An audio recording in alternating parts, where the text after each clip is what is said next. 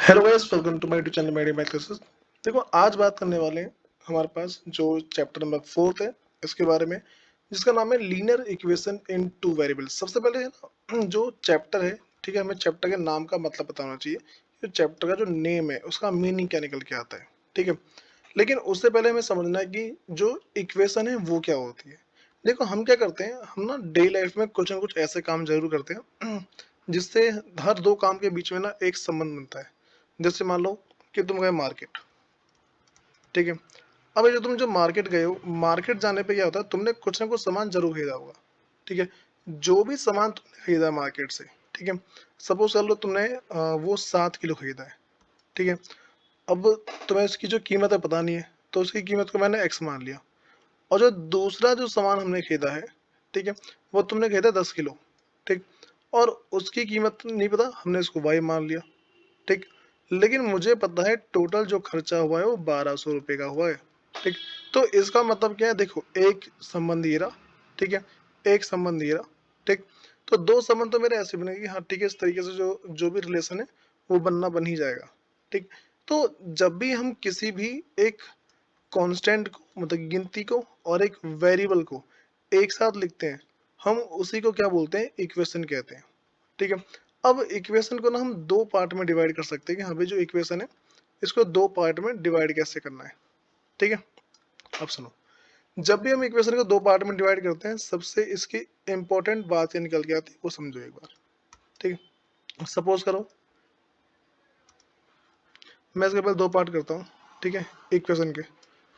पहला जो मेरे पास है, हम उसको बोलते हैं डिग्री के बेस पे, ठीक है, और दूसरा बोलते हैं वेरिएबल के बेस पे। अब ये जो मेरे पास है एक डिग्री के बेस पे, और जो दूसरा मेरे पास है वेरिएबल के बेस पे, इन दोनों के बीच में डिफरेंस क्या है, ठीक। तो जब भी हम ऐसी बात करते हैं कि हाँ डिग्री के बेस पे क्या है या फिर वेरिएबल के बेस पे क्या है, तो डिग्री के बेस पे हमने इक्वेशन को टोटल तीन पार्ट में बांटा हुआ है। पहले को हम बोलते हैं लीनियर। लीनियर ऐसी इक्वेशन होती है जिसकी जो पावर है वो 1 होती है। जैसे मान लो 7x+3। तो यहाँ पे जो मेरे पास x है, x की कुछ पावर है नहीं, तो जब भी x की कुछ पावर नहीं है, इसका मतलब x की पावर 1 है, ठीक। दूसरा जो मेरे पास है वो है क्वाड्रेटिक, ठीक। जो दूसरा मेरे पास क्या है उसे बोलते हैं क्वाड्रेटिक। जो क्वाड्रेटिक इक्वेशन है, इसकी जो सबसे बड़ी पावर है वो होती है 2। जैसे मान लो 7x² plus 3x+2 is equal to 0। इसकी सबसे बड़ी पावर क्या है, 2 है, ठीक है। अब अगली बात करते हैं जिसे हम बोलते हैं क्यूबिक। क्यूबिक इक्वेशन, जो मेरे पास क्यूबिक इक्वेशन है, ये एक इस टाइप की इक्वेशन होती है जिसकी सबसे बड़ी पावर 3 होती है। जैसे मान लो कि मैं बोल दूं 4x की power 3 plus 3x² plus 9x+6 is equal to 0। तो इसे हम क्या बोलेंगे, क्यूबिक। वहीं मैं अगर वेरिएबल के बेस से बात करूं, पहले को बोलते हैं वन वेरिएबल। इसमें ABCD का एक ही अक्षर होगा। जैसे मान लो कि 7x+3 इज इक्वल टू 10 लिखा हुआ है, तो इसमें देख रहे हो सिर्फ ABCD का एक ही वर्ड है। दूसरे की बात करते हैं टू वेरिएबल। इसमें ABCD के दो वर्ड होंगे। Suppose 7x+3y is equal to 9। इसमें ABCD के दो वर्ड है, ठीक। अगला है थ्री वेरिएबल। जो थ्री वेरिएबल है, जैसे मान लो 7x+3y -9z is equal to 20, ठीक है। इसे क्या बोलेंगे, थ्री वेरिएबल। चलो मैं तुमसे एक क्वेश्चन पूछता हूँ, ये बताओ 7x+√2x+9 इज इक्वल टू 0। ये बताओ वन वेरिएबल है, टू वेरिएबल है, या फिर थ्री वेरिएबल है। तो यहाँ पर ना बहुत सारे बच्चे बोलेंगे टू वेरिएबल है, टू वेरिएबल, लेकिन ये वन वेरिएबल है। क्यों? इसमें ABCD का एक ही तो लेटर है, एक्स ही तो है, ठीक है। तो हम इसे क्या बोलेंगे, हम इसे बोलेंगे वन वेरिएबल है, ठीक है, इस तरीके से।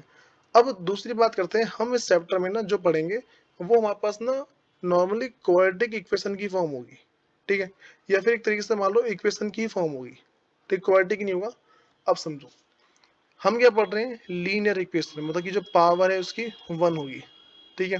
पावर क्या 1 होगी, दूसरा इक्वेशन है, और टू वेरिएबल में, मतलब कि पावर तो 1 होगी, साथ में बस दो वेरिएबल होंगे, एक एक्स होगा एक वाई होगा, या फिर एक ए होगा या एक बी होगा, वेरिएबल दो होंगे इसके अंदर। तो ये है पूरे चैप्टर के और जो चैप्टर की मीनिंग। ठीक, थोड़ा इसके आगे बढ़ते हैं हम। ठीक है, हमें जो नेक्स्ट सीखना है, एक इसकी स्टैंडर्ड फॉर्म क्या होती है। ठीक है, तो इसकी स्टैंडर्ड फॉर्म को याद रख के चलना, A X plus B Y plus C is equal to 0। ये हमारे पास है इसकी स्टैंडर्ड फॉर्म। अगली बात जो हमारे पास है वो है प्रिंसिपल प्रिंसिपल ऑफ इक्वलिटी। ठीक है, जो प्रिंसिपल ऑफ इक्वलिटी है ये होती क्या है, ये सीखना काफ़ी ज़्यादा जरूरी है। अगर तुम इसको नहीं सीखते हो तो फोर से और तुम्हें दिक्कत आएगी। ठीक है, जैसे मान लो मैं तुम्हें बता रहा हूँ कि होता क्या है इसके अंदर। प्रिंसिपल ऑफ इक्वलिटी हमें ये बताती है, जैसे मैं कह रहा हूँ एक राम है, ठीक है, दूसरा है श्याम, इस तरीके से।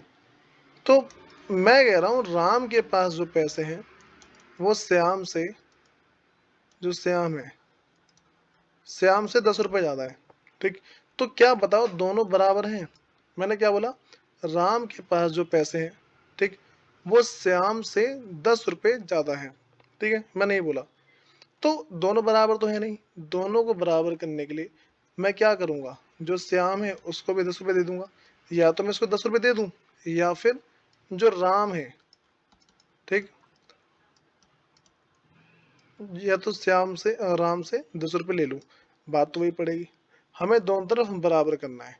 ठीक है, इस बातों को ध्यान रख के चलो।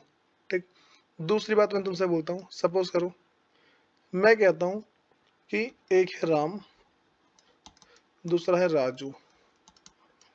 तो राम के पास जो पैसे हैं ना वो राजू से 2 गुने और 10 ज्यादा है। मतलब राम के पास जो पैसे हैं वो क्या है, राजू से 2 गुने, ठीक है, और 10 ज्यादा है। तो अब भाई बराबर कैसे करूंगा मैं, राम के पास ज्यादा है ना, तो जो राम के पास क्या हुआ है वही श्याम पे, जो राजू उस पे कर दो, 2 गुना कर दो और 10 मल्टीप्लाई कर दो। मान लो राम के पास पैसे थे एक्स और इसके पास थे वाई, तो क्या करेंगे, 2 से मल्टीप्लाई और 10 ऐड, तो लिखेंगे इसे 2y प्लस 10। तो ये रही मेरे पास x की वैल्यू। ठीक, तो ये हमें सीखना है। ये टॉपिक ना भाई काफ़ी ज़्यादा इंपॉर्टेंट है। ठीक, इसको तुम ना 10th क्लास में बहुत ज़्यादा डिटेल में सीखोगे। ठीक है, फिर मिलते हैं इसके नेक्स्ट वीडियो के अंदर। धन्यवाद।